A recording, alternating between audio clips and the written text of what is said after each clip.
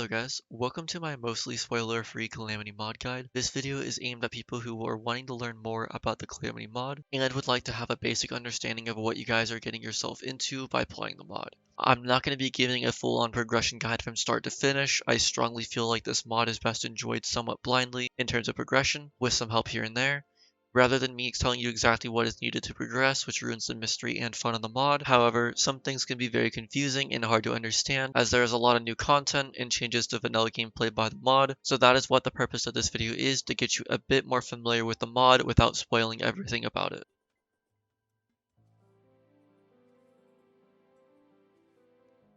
The Calamity mod adds dozens of hours to vanilla gameplay with over 2,000 plus new items, 275 new enemies, 5 new pre-hard mode bosses, 9 new hard mode bosses, 8 post-Moonlord bosses, 1 new super boss, with more bosses being released in the future, 5 new unique biomes, 4 new structures created at World Generation, a new rogue class, 5 new difficulty settings to further customize your playthrough, new crafting recipes for items that are not craftable within vanilla gameplay such as the Rod of Discord, and various balance adjustments to enhance the gameplay experience.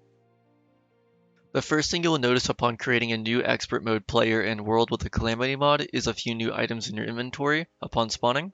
The first item being the starter bag. When opened, the starter bag will provide you with various tools to help you within the early game of the mod, providing some bombs, potions, some basic weapons such as the bow, staff, and a summoner staff, along with other items to make the early game not as tedious. Lastly, it will also give new items that can be used to alter the difficulty of your game. You don't have to use this bag by any means, but it is there if you wish to progress through the early game a bit faster, or use the 5 items that alter your game's difficulty, which are the following. Revengeance is another one of the new items you will notice. This item, when used, increases the difficulty of the game beyond expert mode.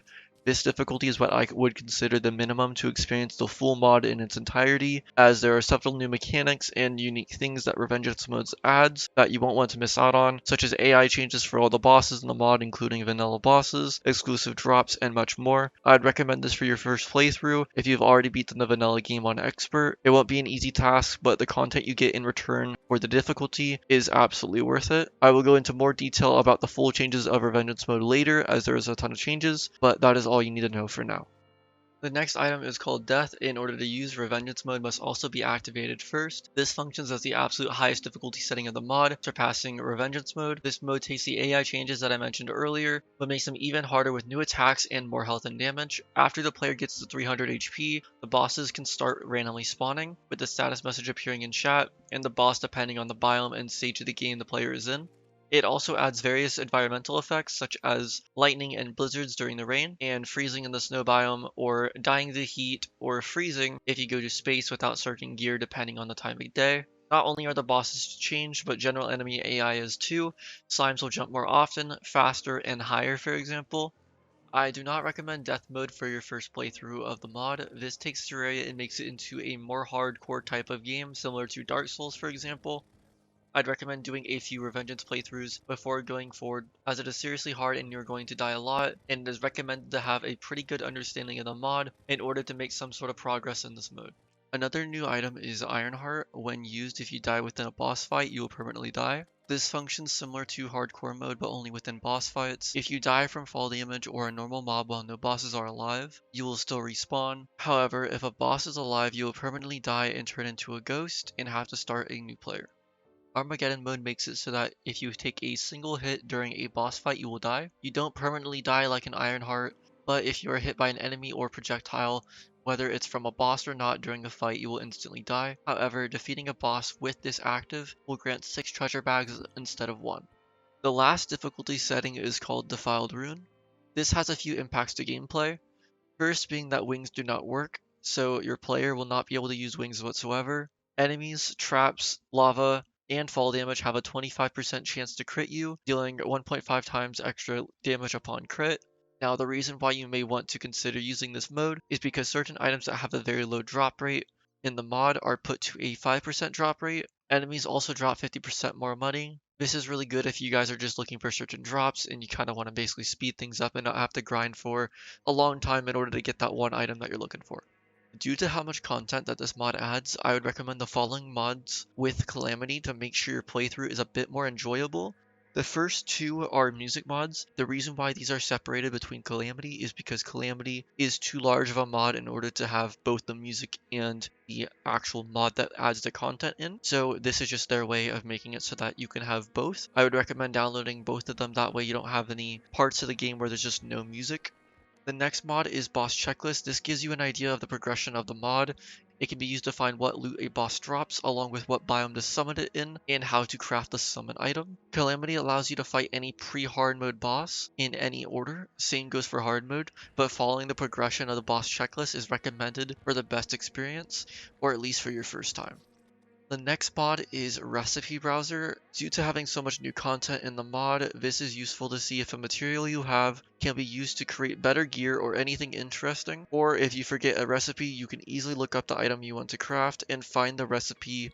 The last mod is a mod that I really consider 100% essential with this mod. The crafting recipes in this mod can be very complicated and very long, more longer than like the Ant Shield, for example, in vanilla. So I would recommend Magic Storage. It acts as a storage network, so you don't have to have 500 chests laying around. So this will allow you to have basically one huge chest that is hooked up to a crafting station where you can craft anything and everything with everything that you have.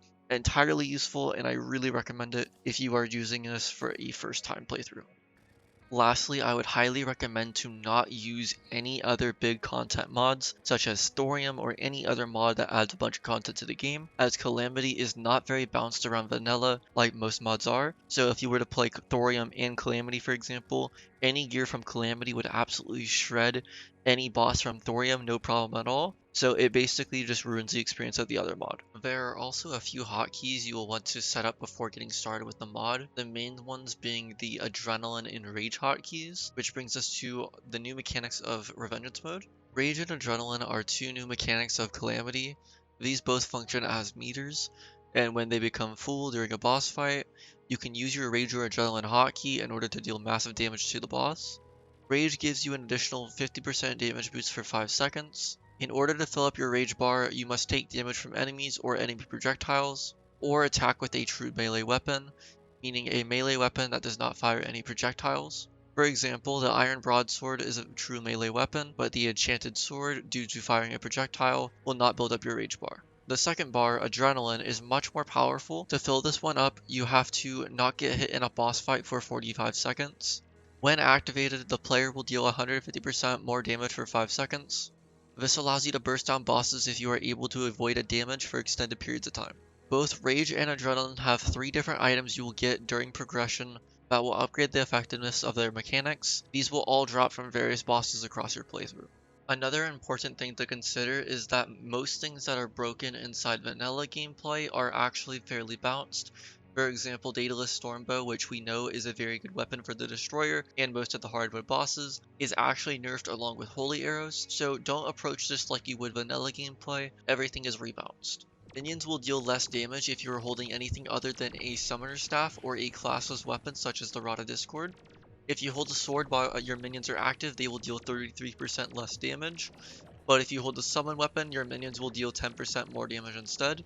You can still use both a weapon and summons at the same time, but you won't be dealing the same amount of damage that you would in vanilla, or if you went pure summoner, for example.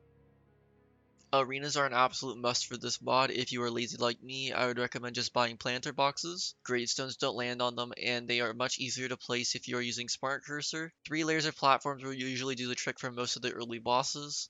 Sunflowers, Heart Lantern, Star in a Bottle should also be used in order to maximize your benefits. Potions are an absolute must for most fights, even more so late game, so don't go into fights without proper potions and buffs.